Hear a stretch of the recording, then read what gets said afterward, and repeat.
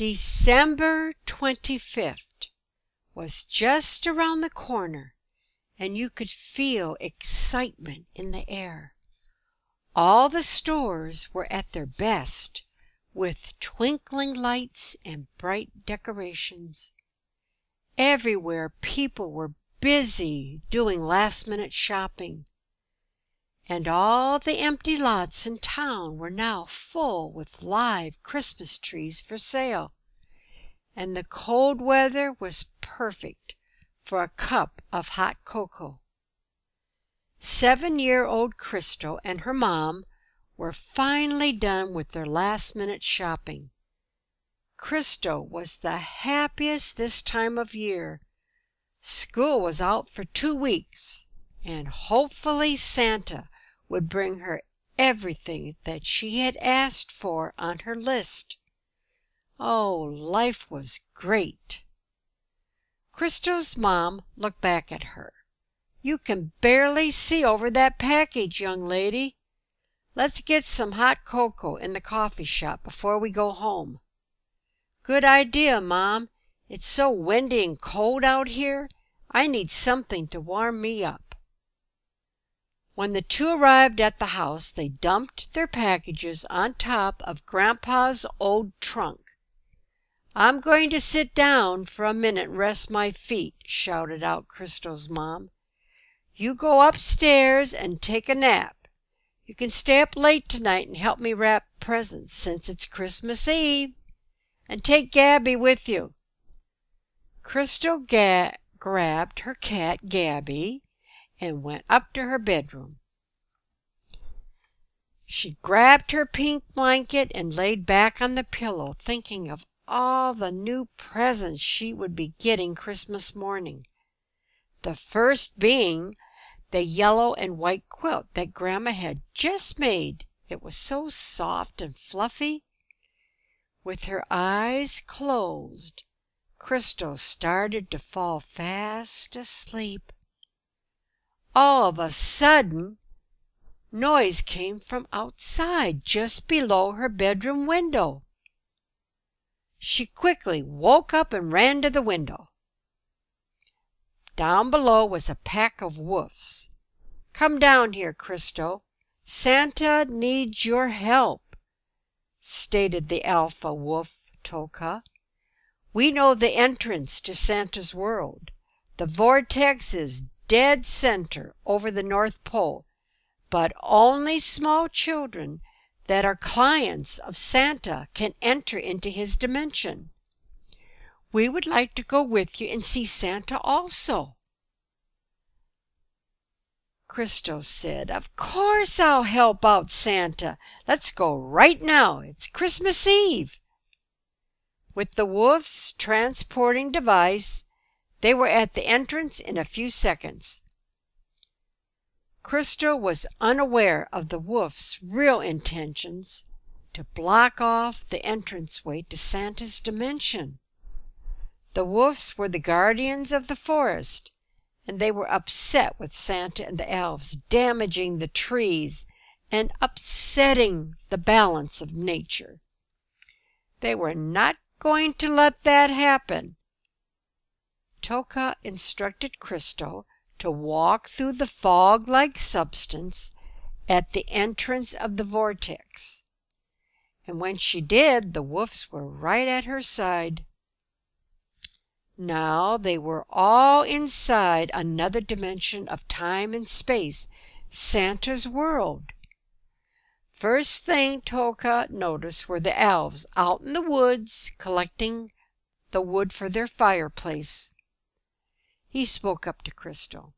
"See those dreadful elves? They are destroying the environment.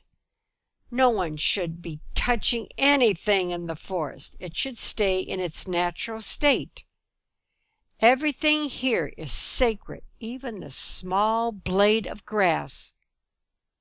Suddenly, they both noticed a figure coming down the pathway. It was a jolly old elf, laughing out loud and holding out his arms to embrace them. Crystal ran up to Santa and gave him the biggest hug ever. "Are you really—" Before Crystal could finish her sentence, the jolly old elf spoke up. "Yes, I'm Santa Claus. Some call me Father Winter or St. Nicholas. It's all the same. My cousin in the South Pole is called Pancho Claus, and together we manage to get our gifts out to all the boys and girls. I'm dressed for cold weather, and my cousin Pancho for warm." "Crystal, how can I help you?" said Santa. "No, Santa, how can I help you? The wolves told me that you needed my help desperately." "Oh, they did now," said Santa, as he looked down at Toka over his glasses. "What is the meaning of this, Toka?" "Yes, we used Crystal to get here, but as we are the guardians of the forest in many dimensions, we saw with our own eyes the elves destroying the trees for firewood. No one is ever to disturb anything in the sacred forest, and we're here to see that it stops." Santa thought for a moment. "Toka, we woodland elves also love and respect the forest. We only use the dead limbs on the trees, the fallen needles on the ground, and the dead trees that have fallen down, which hinder our pathways that we travel on. In fact, cleaning and thinning the forest is good for the environment. There will be less fuel for forest fires and an abundance of meadows with wildflowers and fresh green grass that the deer feed on. Less fires and more food for the deer sounds good to me." Toka thought about this, and he apologized to Santa Claus for his rash judgment of the elves. While the wolves ran off to help the elves collect firewood, Santa Claus invited Crystal to some hot cocoa and a tour through the workshops. Inside the house, Mrs. Claus was already pouring the hot cocoa and had a dish of cookies ready. "After we have our snacks, we'll start the tour of my first workshop," Santa said, as he eyed the dish of cookies.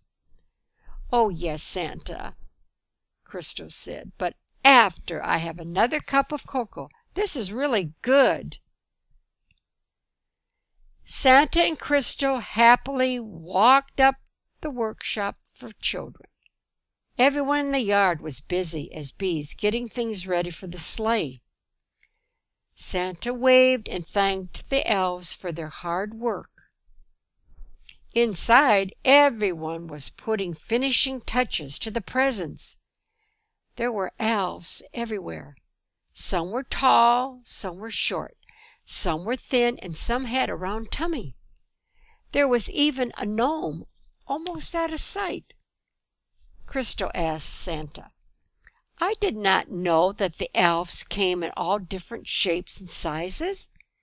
And is that a gnome over there looking at maps?"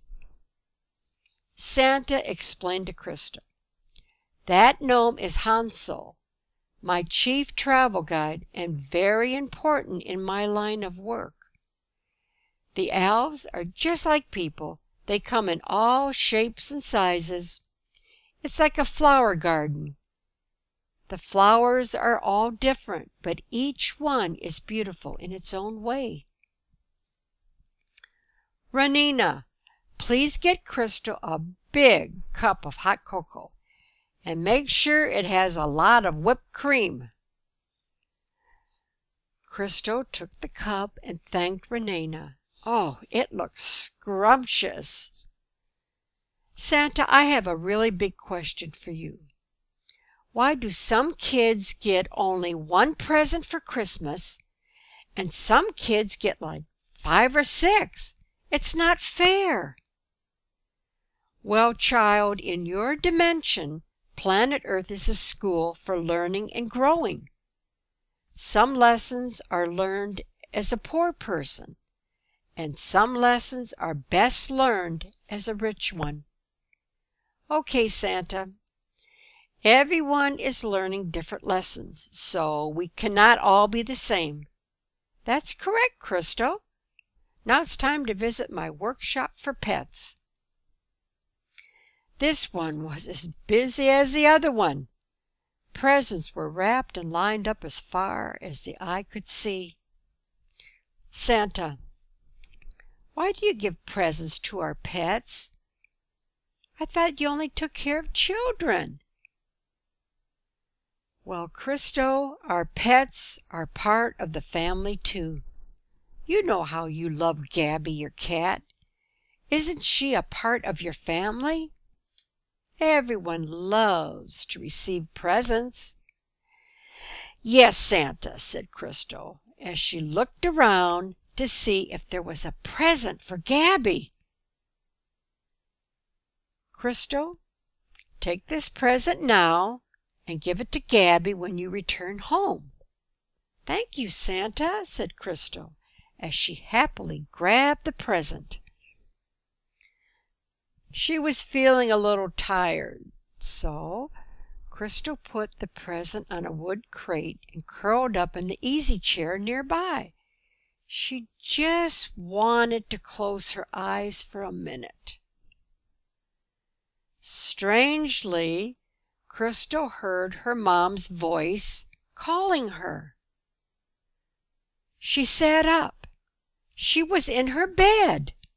Her mom's voice was coming from downstairs. You took a long enough nap, young lady. We need to finish wrapping the Christmas presents. Come on down now. Hurry up. Down the stairs she flew, trying hard not to touch the hot lights on the stairwell. Crystal sat down next to her mom to help wrap presents. Mom, did you wrap that present over there for Gabby? The one under the tree with that pretty green ribbon? As she pointed her finger at the present that she had received from Santa and left behind.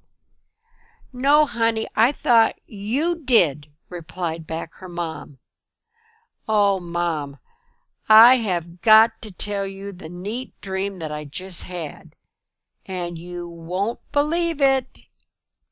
The end.